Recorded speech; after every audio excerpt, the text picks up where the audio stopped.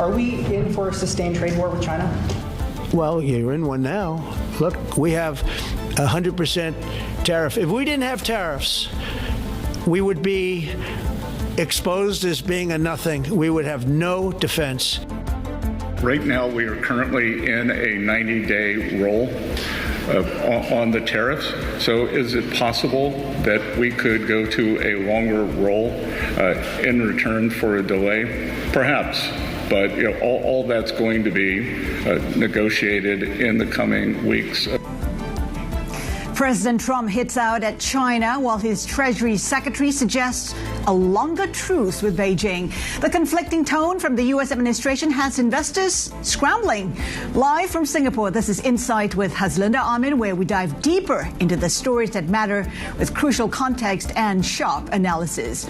Asian stocks rise on the back of volatile gains on Wall Street, but investors' fears shine through as gold advances to a new record. Retailer Walmart is closing in on joining the ranks of trillion-dollar companies driven by its deal with OpenAI. We explore the risks of an AI bubble with M&G Investments CIO for Equities, Fabiana Fedeli. Also ahead, India's central bank is said to be blaming the rupee's weakness on speculative attacks that warrant intervention. We discuss the outlook for the currency and growth with the chief India economist at GlobalData. Plus, French luxury retailer Galeries Lafayette will open its first Indian flagship store in Mumbai with plans for more. We hear from the management on their big plans.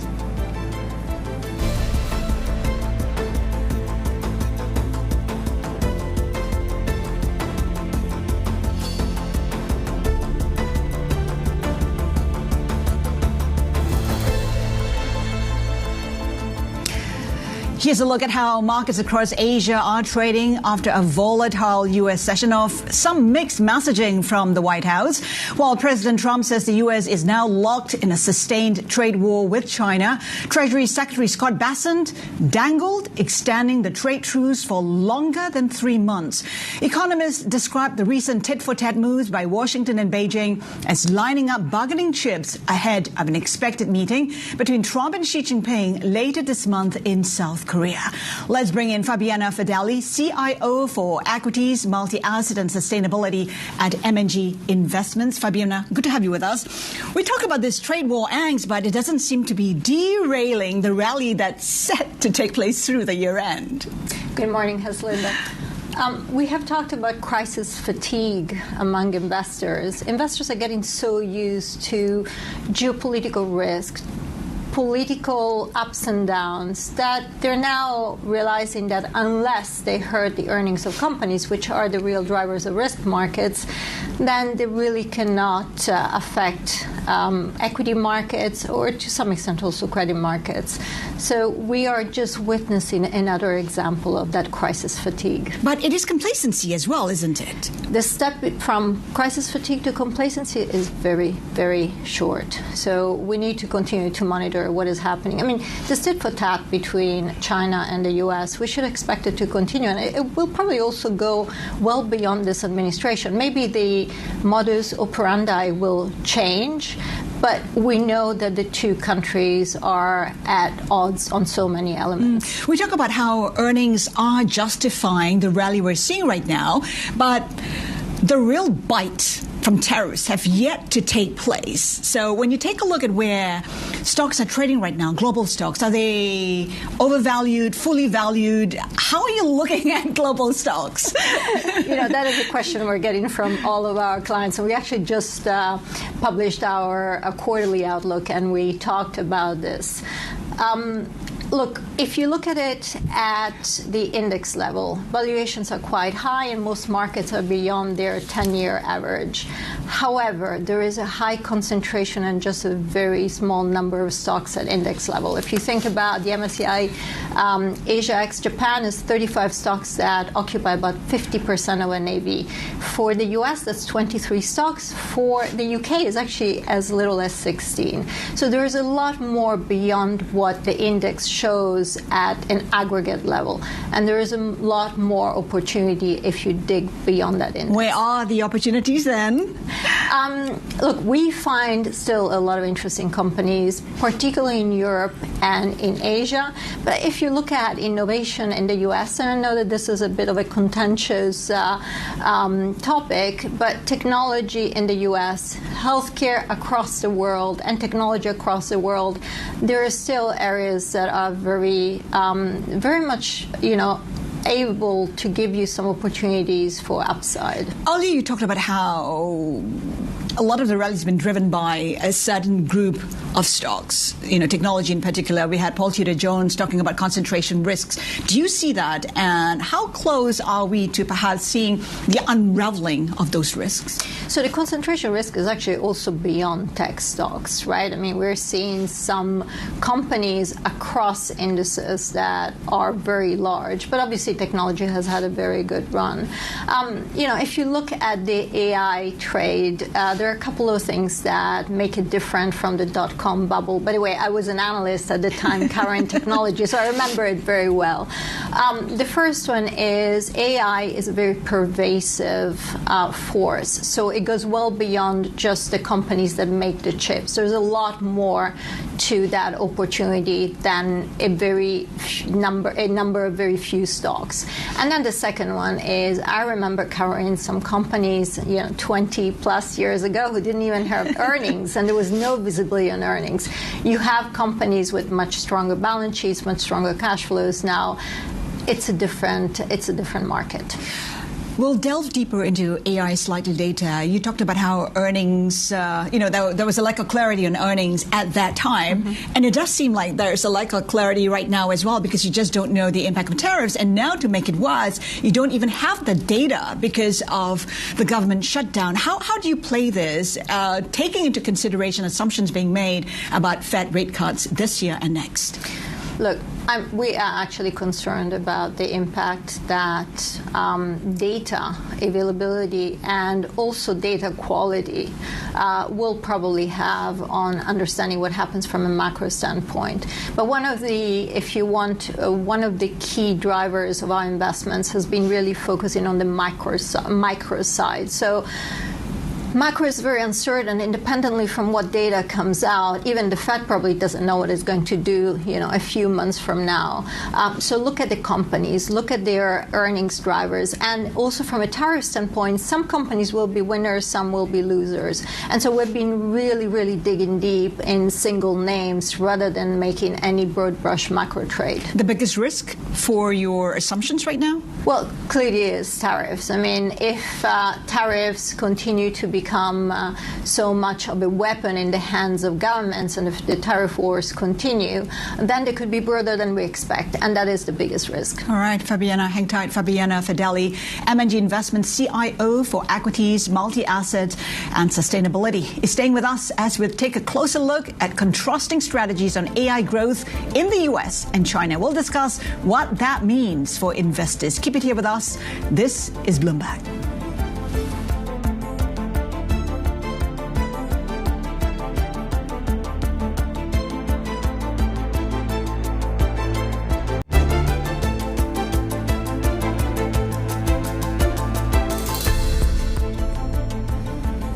Welcome back. You're watching Insight. Walmart is on track to join the elite crop of companies with $1 trillion valuation after announcing a partnership with OpenAI.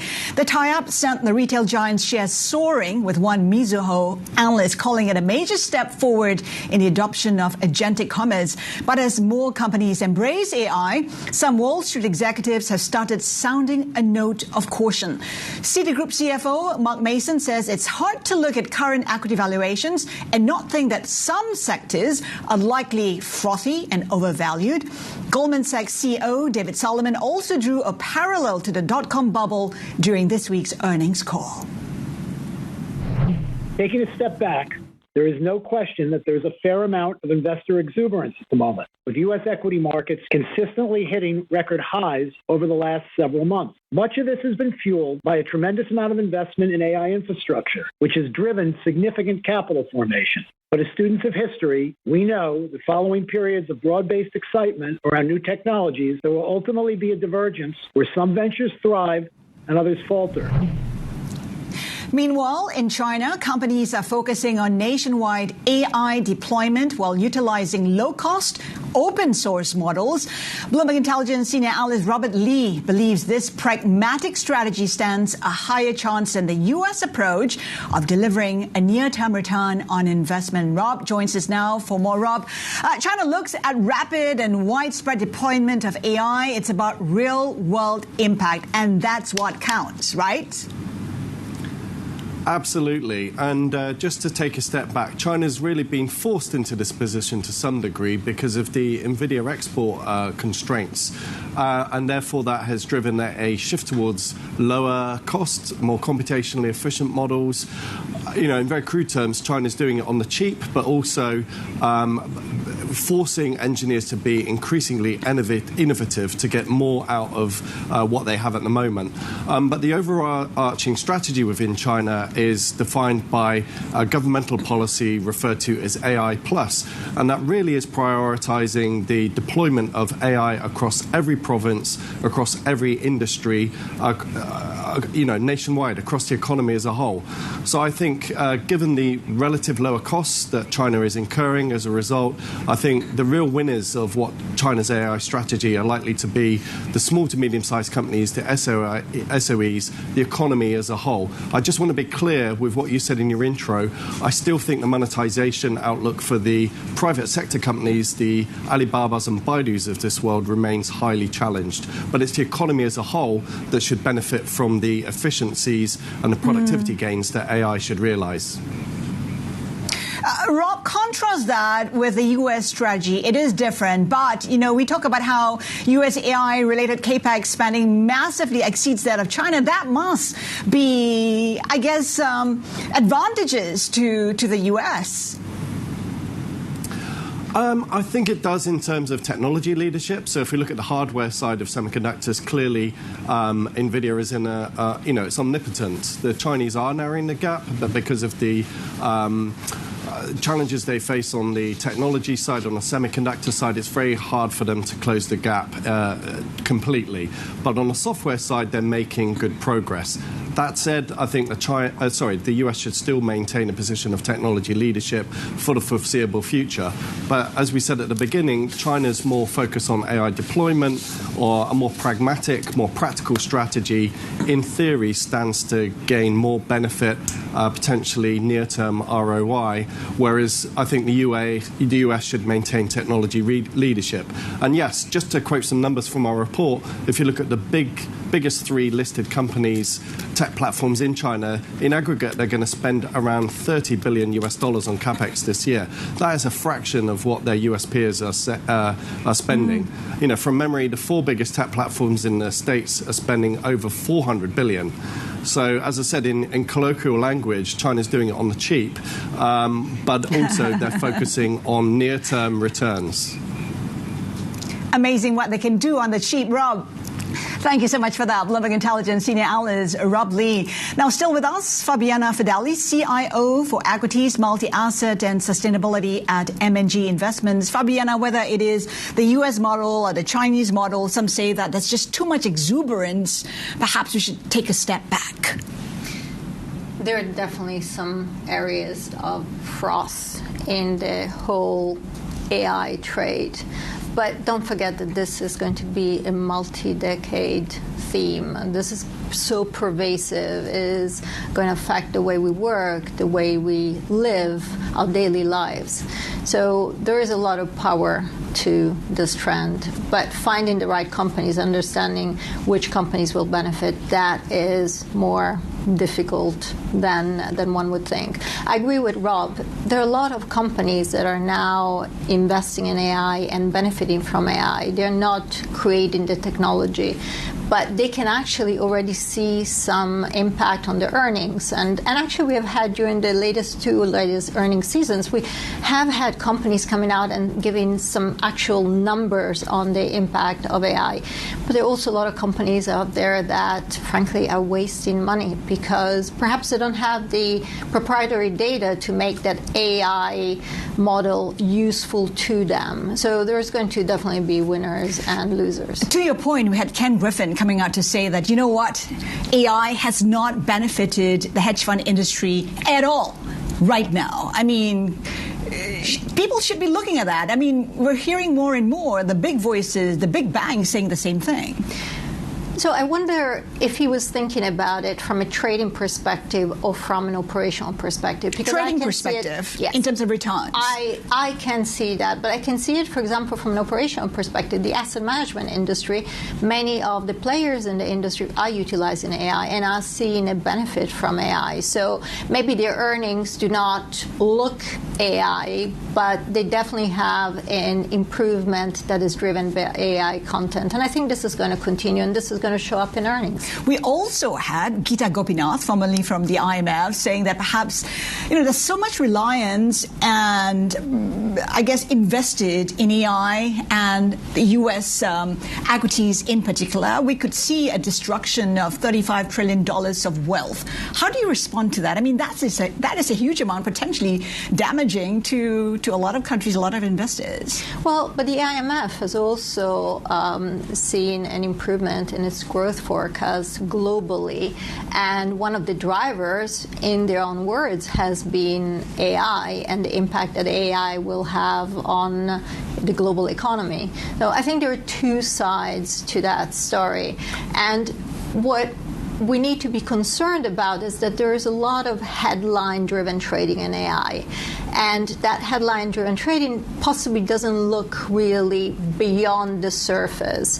And that is something that obviously would concern us, particularly, there are a lot of retail investors that right now are very much deep into the AI trade. I think we just need to be a little bit more careful, a little bit more cautious, and also just looking beneath the surface. So what do you buy and what do you ditch?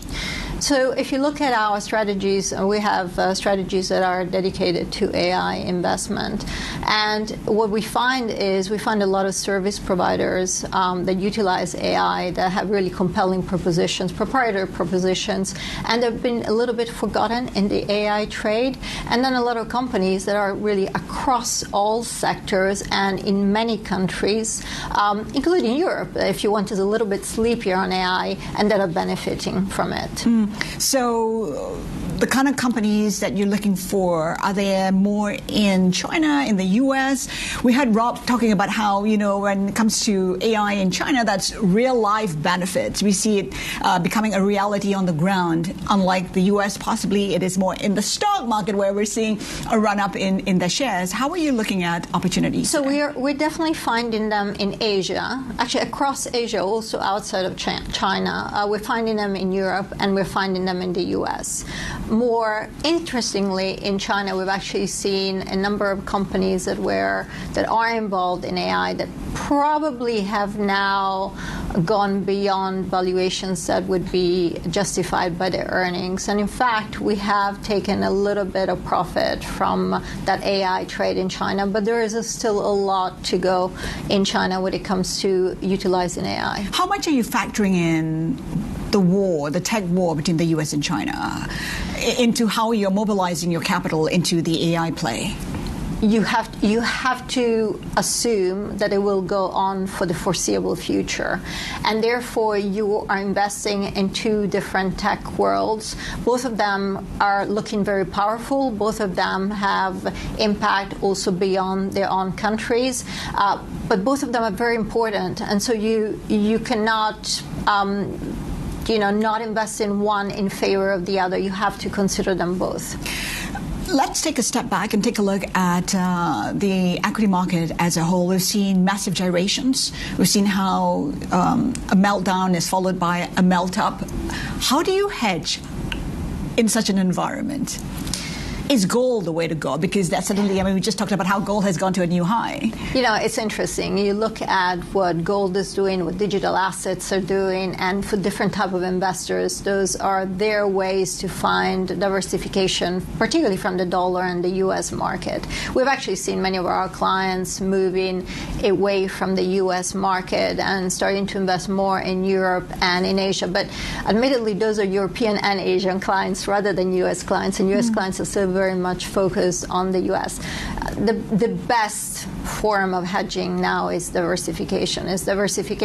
And really very, very deep research, understanding what you're investing in and what the long-term prospects of what you're investing in are. To be sure, though, it's a very deep market in the U.S. It's hard to find an alternative to that. As much as you're pulling money away, capital away from that market, it remains an important part of your portfolio, isn't it? It is. Everyone talks about U.S. exceptionalism, what is going to happen to U.S. exceptionalism. Is it still the same? The U.S. market still has exceptional companies. Does this mean that the U.S. market per se is exceptional? I think there are many other markets that are getting ever more interesting, but it is a very deep market and it has some fantastic companies. So, at some point, empires will fall, but they never fall in one day. And you talk about, needing to be agile in how you invest, needing to be active in how you invest. What's changed in your portfolio in the last 6 months? So there are a couple of things. The first one is the market has become much faster than it used to be. It's not anymore about volatility, it's about velocity of the market. You saw when the E-minis on the 7th of April, they just went up in a few minutes, but equivalent to 2.5 trillion in market cap. Those are big and fast moves. So you have to have your research done. You have to have a wish list. You have to be able to take those opportunities when they come, because you don't have time to look at the market, decide that you like something, and do research on that particular stock or that particular credit security. The other thing that has been changing is a lot of stocks have been left behind with this market concentration. So one of the areas, for example, in Europe, take Europe with this whole cyclical improvement expected because of infrastructure spending, because of defense spending, a lot of very high quality companies have been left behind. So we have rotated the portfolio to some extent, and we've done that also in China, where we see that there are a number of consumer companies that actually have very strong fundamentals, and they've been forgotten by the market in this AI everything trade. And your top trade for the next 12 months? We like both Europe and Asia. There are different areas and different companies that we like, but there's a lot to it. We continue to like innovation, whether in technology or in healthcare. Fabiana, fabulous to have you in the show. Thank you so much for that. Fabiana Fedeli, CIO for Equities, Multi-Asset and Sustainability at M&G Investments. Let's do a check on chip makers on the back of TSMC's earnings due later today. TSMC expected to post strong third quarter profit growth. ASML also seeing strong orders on AI demand. TSMC currently up by 0.7%. We have SMIC, though, in the opposite direction, down about 1.5%. Still to come, RBI Governor Sanjay Malhotra shares his insights on the rupee as the currency rallies from near record lows and speculation of intervention. That conversation coming up next. Keep it here with us. This is Bloomberg.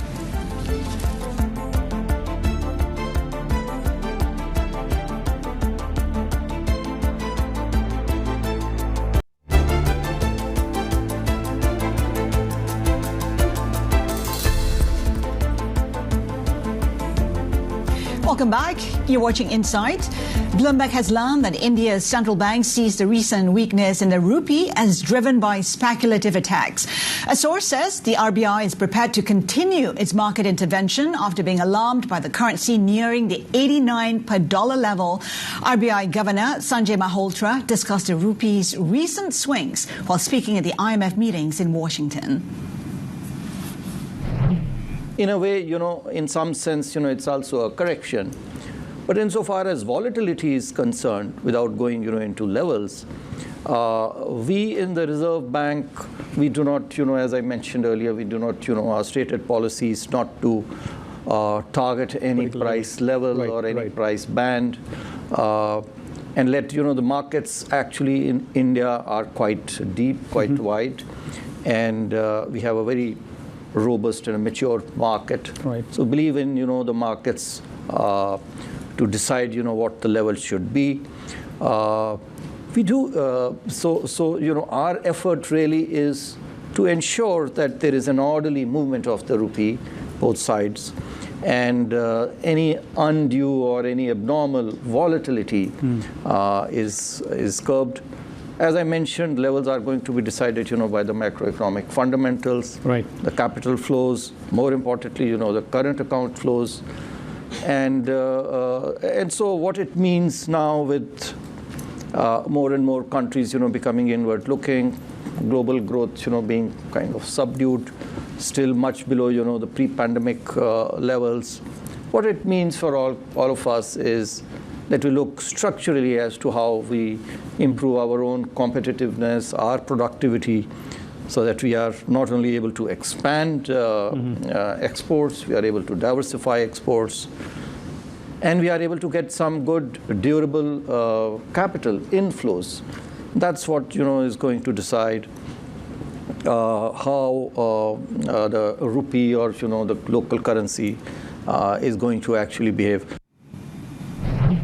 And that was RBI Governor Sanjay Malhotra speaking with IMF Asia and Pacific Department Director Krishna Srinivasan, whom, by the way, we'll be speaking with tomorrow. Taking a look where the rupee is trading right now, higher by 0.3% versus the USD. The level is 87.83. We're also tracking the latest developments in New Delhi's trade talks with the U.S. President Trump telling reporters that Prime Minister Narendra Modi has promised to stop buying Russian oil. It's one of the main issues that led to a rift between the two nations. I was not happy that India was buying oil, and he assured me today that they will not be buying oil from Russia. That's a big stop. Now I got to get China to do the same thing. Let's get more on this with our India trade and economy reporter Shruti Srivastava in New Delhi. Shruti, what does this mean for the India-US trade deal?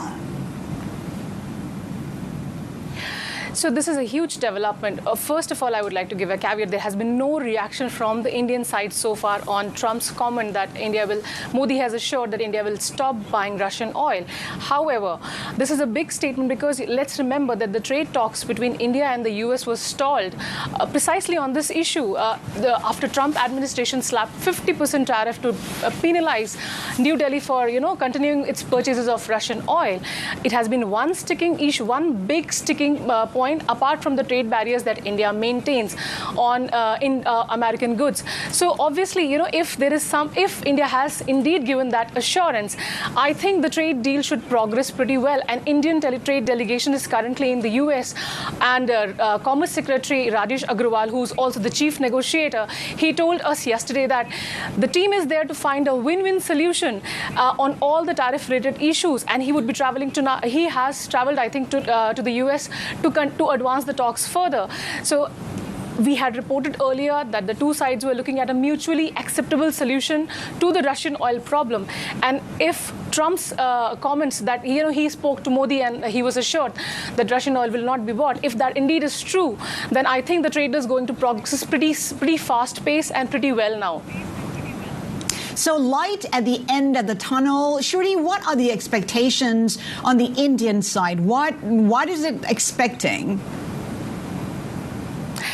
So on the Indian side, I think the officials in New Delhi are cautiously optimistic that, the trade talks have picked momentum in the last few weeks. Last week, Modi and Trump spoke and they discussed developments in trade. The newly appointed ambassador to India, Sergio Gore, he met Modi and he also met the chief negotiator. And both these developments, they show that there is indeed, a momentum to India-US trade talk. So their view is that if the talks continue at the current pace, they may be able to wrap up negotiations by, say, next month. And I think that's what the Indian officials are aiming for. Shruti, thank you so much for that. India trade and economy reporter Shruti Srivastava there.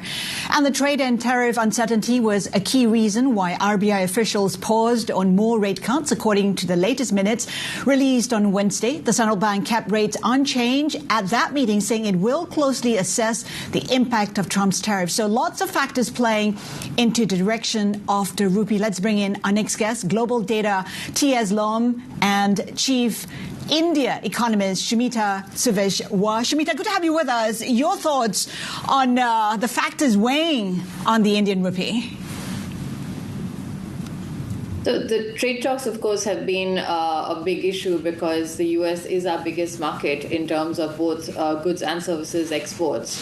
And there was a lot of worry about how the merchandise exports are going to be hurt, as well as services, because the U.S. had said that they would levy a $100,000 charge on any H-1B visas, and India's tech sector is deeply impacted by that, because 70% of the H-1B visas that the U.S. issues go to Indians.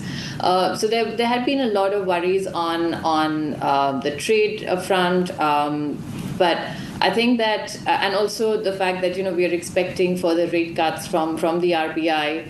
So these are some of the pressures that were on the rupee, along with, of course, there's been consistent foreign investors selling from the Indian market, although the pace seems to have slowed this month.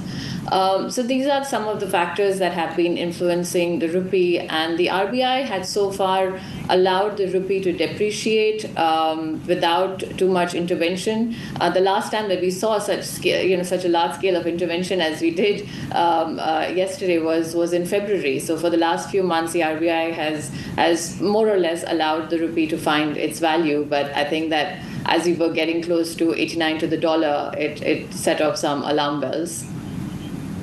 So is there a sense that there is a floor that the RBI is looking at, 88.8, some say perhaps? I think just getting closer to 90 is a big psychological barrier.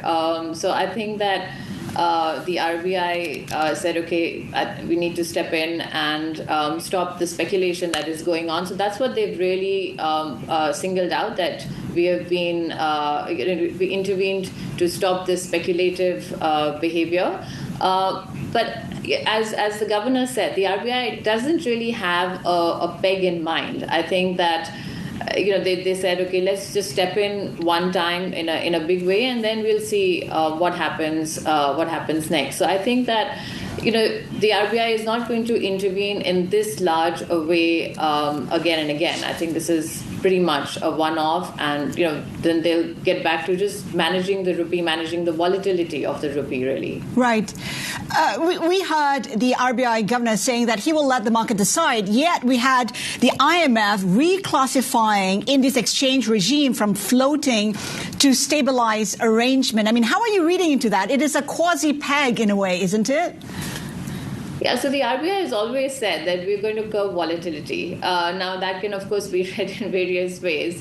But, at the end of the day, they're not stopping, they're not fixing a value, they're not stopping the currency at a particular value. So it is a managed float, so to say. So it's not completely free, but at the same time, it isn't, it is actively managed, let me say it that way, but it's not like the RBI is targeting a certain value either. Right. And the rupee weakness has been due to the H-1B visa, the trade tensions between the U.S. and India. But when you take a look at the currency, it's always been quite weak in the past 1 year or so, isn't it? I mean, we've seen the Indian rupee among the weakest currencies in Asia since 2024. To what extent is that a reflection of the fundamentals of the economy? So, well, the RBI is saying exactly that the rupee is not really reflecting the fundamentals, because as far as... The RBI is not saying that, but is that necessarily the case? That the RBI, that the macroeconomic fundamentals don't really reflect the the undervaluation of the rupee, and the rupee right now is undervalued. So that's why the RBI has stepped in, because it's saying that there's a lot of speculation going on, and as far as India is concerned, that some of the other economies, some of the peers which don't have as strong growth as India, or the inflation rate is higher, their currencies are faring better than the Indian rupee.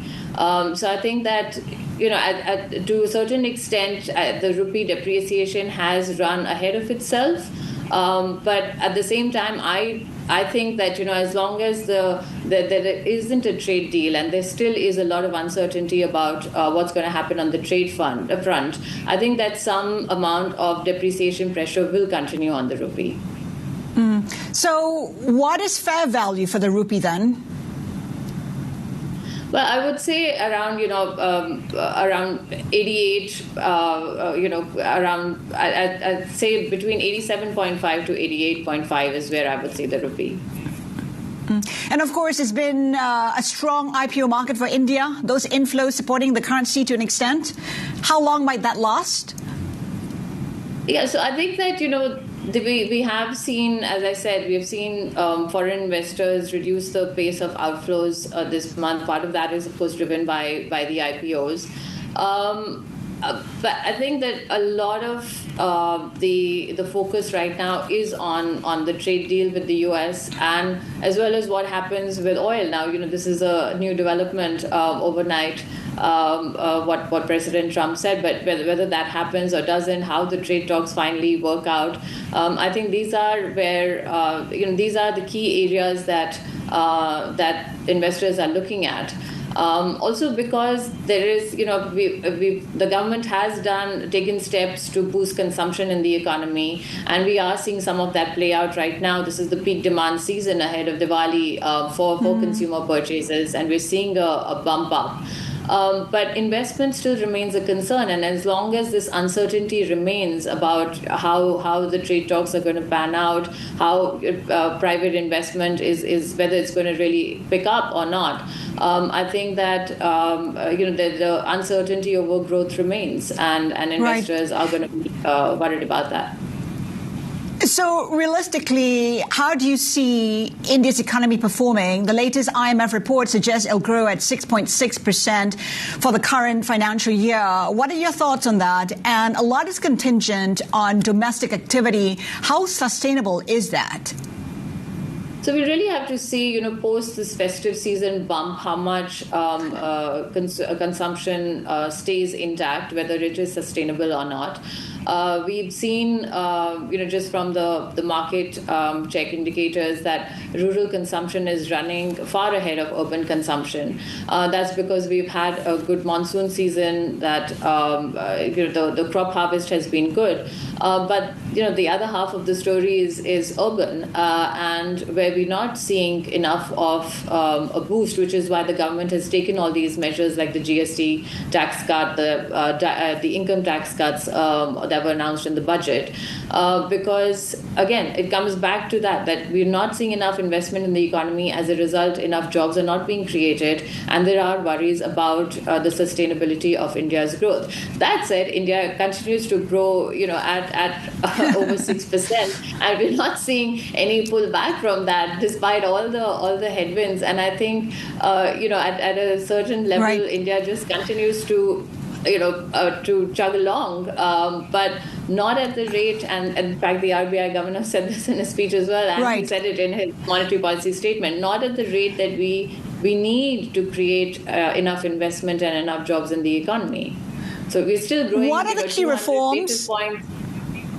Sorry? Right. So what are the reforms? What are the financial incentives that can help India accelerate its growth? And of course, India wants to be the fourth largest economy.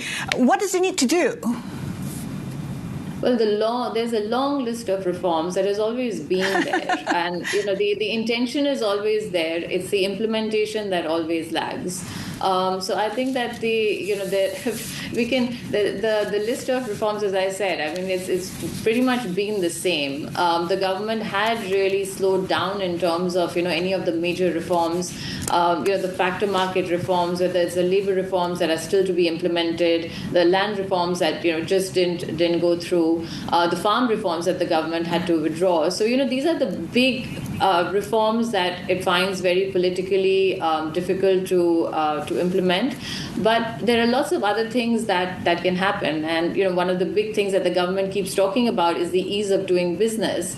And yet one wonders why enough investment is not happening in the economy. If, the ease of doing business in India is improving, then why is more investment not coming in? Right. You have to remove the red tape. Shumita, thank you so much for that. GlobalData.TSLombard Chief India economist Shumita Deveshwar. Let's do a check on how Indian markets are doing at the get-go. We're seeing gains across the benchmarks. The Sensex up 0.3%. The Nifty 100 also in positive territory. We've been talking about the rupee. It is trending higher by 0.3% versus the USD. 87.76 is the level we're looking at right now. Still to come, the French department store brand Galeries Lafayette is set to make its debut in Mumbai next week. We get insights on the Indian luxury sector next. Keep it here with us. This is Bloomberg.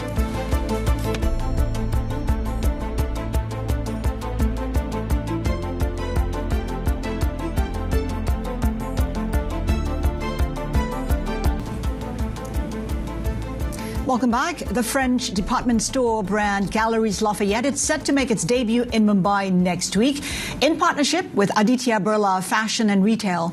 We spoke to executives from both companies about their strategy for India's luxury market. To be honest, it's exciting. And to be here at the beginning of this luxury entering the country, looking at the landscape is not so crowded. And we think that that's the best way of starting a new venture. And to be honest, we are really excited of this partnership with Birla. How big is the luxury retail market in India? In your assessment, there are a variety of different figures out there. So I'll restrict myself to the retail of luxury goods. How big is that market? What portion of ABFRL's revenue actually today comes from luxury retail? We see luxury through two lenses, Menika. One is the great Indian artisanal crafts, designer-led luxury, which is represented by some of the best designer names that we partner in this country. Sure, like Sabyasachi or Tarun Tahiliani. Absolutely. So they represent the true Indian authentic luxury, which hopefully not just in India but around the world over a period of time will become a part of our journey. So that's one dimension of it. The other is what globally traveled, rich, well-to-do Indian consumers experience outside India. And there is a desire to experience that in India as well. So what you see here is that version of luxury, which is global, well-traveled consumers, what they experience, not just in brands, but even retail ambience, the service experience, and that's really the attempt to bring here. Okay. Nicola, I believe there are about 250 international brands in the store, or there will be roughly around the time the store opens in early November. Compare what you're offering the Indian customer with how you design and supply stores in other emerging economies. And would you, as the owner of this brand, be comfortable if this store over a period of time got more and more Indianized? In fact, we as Galeries Lafayette, we think that we are the house of brands. So it's important to find all kinds of brands, from international to local to French, of course, because we are the maison of Art de Vivre, the French Art de Vivre has to be in Galeries Lafayette. But of course, Indian brands have a place within Galeries Lafayette already, and in the future has to grow, of course. And perhaps we will be able to also bring those kind of brands in Paris, which is the flagship store that we have, and I'm sure that they will have they will find their customers also in France. Who would you both consider as competition here in India? To my mind, there might not be an exactly similar department store, but the Geo World Plaza, which retails several very high-end luxury brands, or even the Palladium Mall, in central Mumbai, again retails several high-end luxury brands. Are these the kinds of players that you're competing with? Menika, I don't think these are direct competitors in a sense. These are malls which house few brands. 15, so what's different 20, with yours? We have 250 brands. Besides the number? The entire experience is curated by us. There the experience is fragmented by and offered by individual brands. Here it's a unified experience, which we control every aspect of it through service, through personalization, even through assortment. So globally, department stores and malls have very different expectations from consumers' lens and very different experiences also that they go through. So they complement each other. How has the luxury market sort of demand environment been through the course of this year, Nicola? It's been a difficult year from the trade war perspective, from consumer sentiment perspective. How would you characterize that? What's your outlook for 2026? And do you feel this trade war has significantly impacted supply chain elements in your business? To be honest, talking about Galeries Lafayette, from what I know and what I see, is it's not so difficult, to be honest. Paris is an attractive destination. Lots of international customers are coming, and they are coming when they want to do shopping, they go to Galeries Lafayette. So in 2024, we've been able to recover from the figures that we were doing before the COVID. So it's to be in our kind of business, which is a long story, it's quite fast, to be honest. So, and in 2025, we continue to grow. To be honest, we've invested a lot in the Paris, the flagship store, to make sure that those kind of figures appear, and at least they appear. So we are quite confident in this year, 25, and also in 26. We will continue to invest. What kind of demand growth are you seeing in 2025? In the fashion industry, but also in the hard luxury, which is watch and jewelry. They are growing very fast. Also in the beauty, we are renovating our beauty department. Can you put any numbers to it? Very fast means, I mean, you know. Double digit. Executives from Galeries Lafayette and ABF RL speaking with Bloomberg's Menaka Doshi in Mumbai. Let's do a check on the Indian rupee extending its gains from the rally that we saw on Wednesday. It was up about 1% then, currently up by 0.3%. Of course, we heard from the RBI taking the offensive following weeks of defending the currency. We have the Indian rupee currently at 87.78. Now, coming up in a few minutes, I'll be speaking with the Canadian Foreign Minister Anita Anand as she visits Singapore, India and China. Her views on trade and geopolitical tensions next. And tomorrow on Insight, IMF Asia and Pacific Director Krishna Srinivasan will be joining us to discuss the growth outlook for the region amid rising trade tensions. Also, the CEO of Indian insurance giant HDFC Life will be with us for an exclusive and post-earnings interview. Keep it here with us. This is Bloomberg.